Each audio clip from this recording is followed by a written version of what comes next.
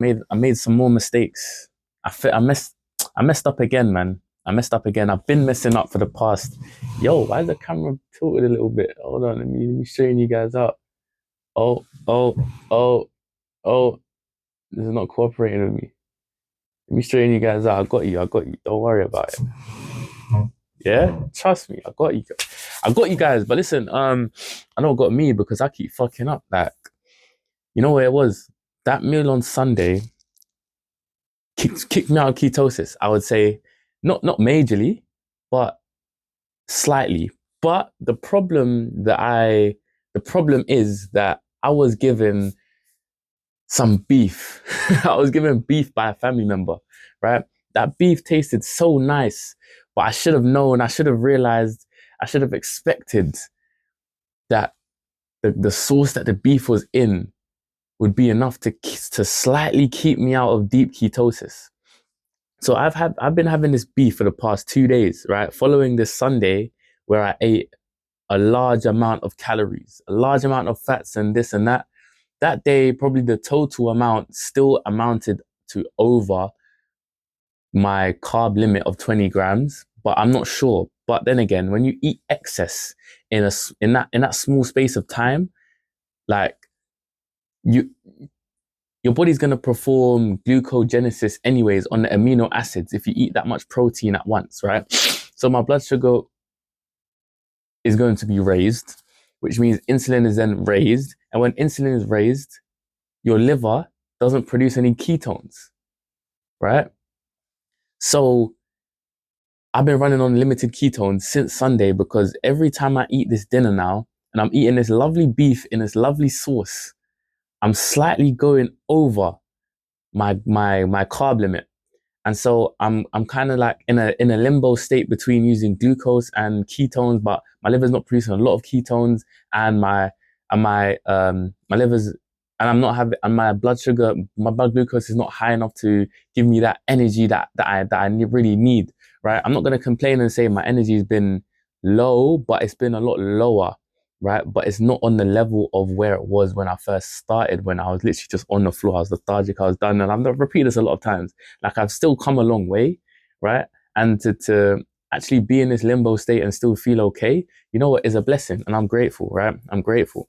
But I've been getting like slight headaches and I've been getting kind of hungry, like just at certain times during the day. So in this morning, I felt hungry, right? And that was probably because of the fact that my glucose had not, I wouldn't say spiked, obviously, but my blood glucose had been raised from that meal from the day before, had crashed. And by the time I woke up, it was very low. So it was indicating I need some food, right? So today, I am not going to eat no beef. I'm not going to take anything from strangers. It wasn't a stranger.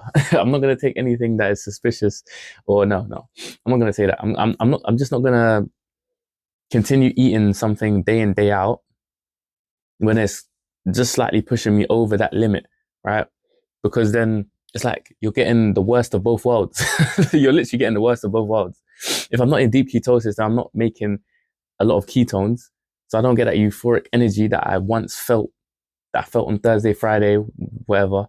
And my blood glucose is low. So I'm not getting the energy from there either. It's the worst of both worlds. You don't want to be in this limbo state. But the thing is, I'm still feeling quite okay. So I think that um, I don't know what mechanism is at play here. Probably it's just enough sufficient ketones being produced such that I feel okay, right?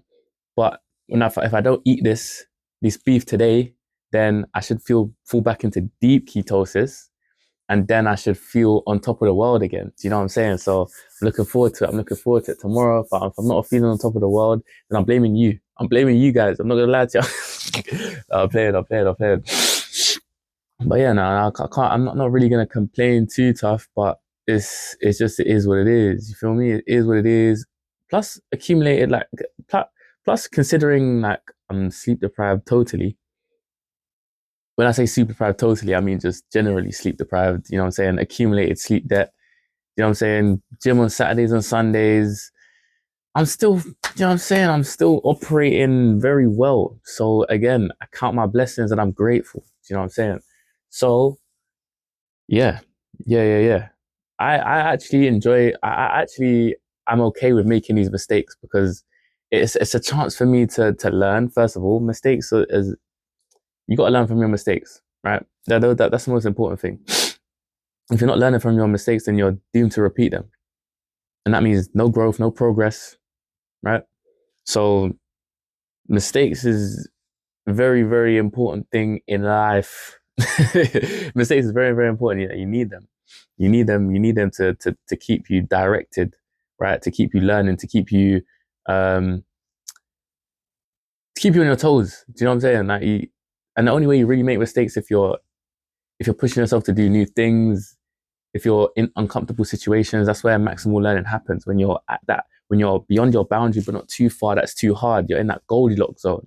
You know what I'm saying? So one of my principles is seek uncomfortability because that means I'll always be pushing myself outside of my boundaries. I'll always be pushing myself and growing and becoming stronger. Growth. That's one of my values. Do you know what I'm saying? So, and on top of that, me making mistakes and then documenting it here is good for me to look back on if I ever do this journey again to understand um, what mistakes I should avoid doing. And for you guys, if you guys ever do keto, just be aware of this as well.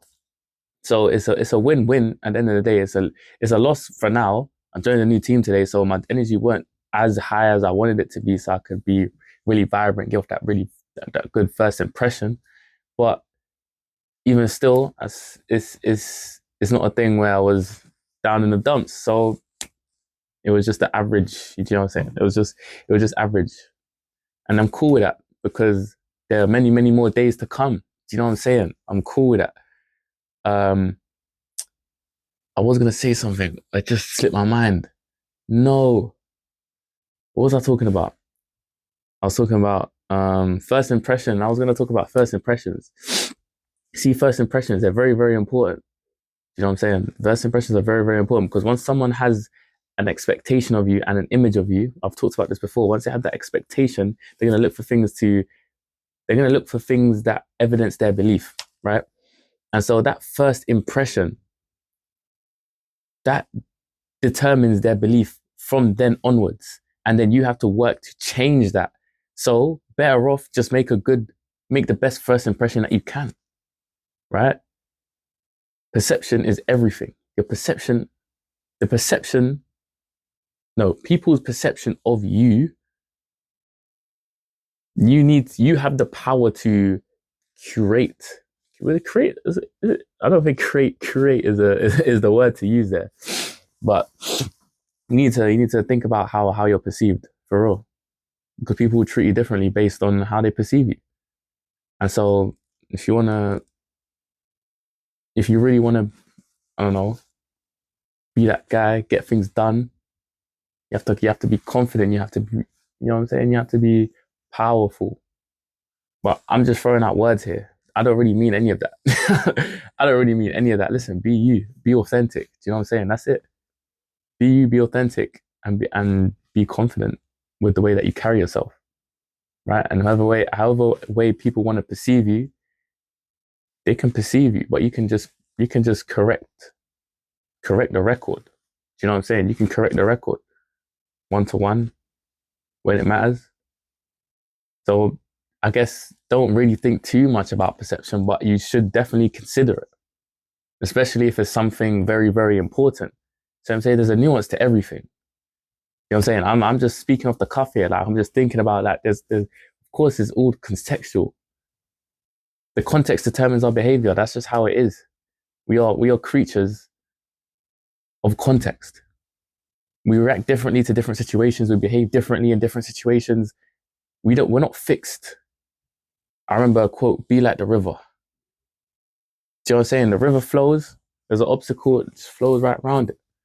It's fluid, it's dynamic, it changes shape.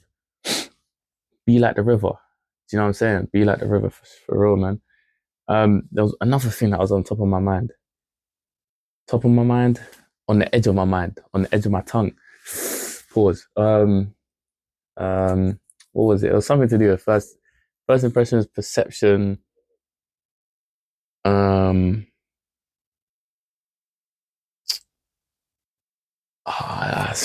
it's slipped my mind. You know, when I finish recording these videos, I think, wait, that's the thing that I wanted to say, and obviously the video is done already. I can't go back. But I thought that would have been such a great addition to the point that I was trying to make. But these things happen. Do you know what I'm saying? These things really do happen. Um, just again, something flashed in my mind, right? And then because I was already speaking about something, I lost it just like that. Oh my gosh, bro, memory, bro. Memory is just it's a bit iffy right now. But I'm not gonna blame no one. Don't blame no one. Take responsibility, bro. Take responsibility. So Jordan Peterson, take responsibility type of vibe, man. Because you don't take responsibility, who will? Nobody's taking responsibility for you. You gotta take responsibility for your own life. You know what I'm saying? And craft it in the way that you want. And that starts with introspection.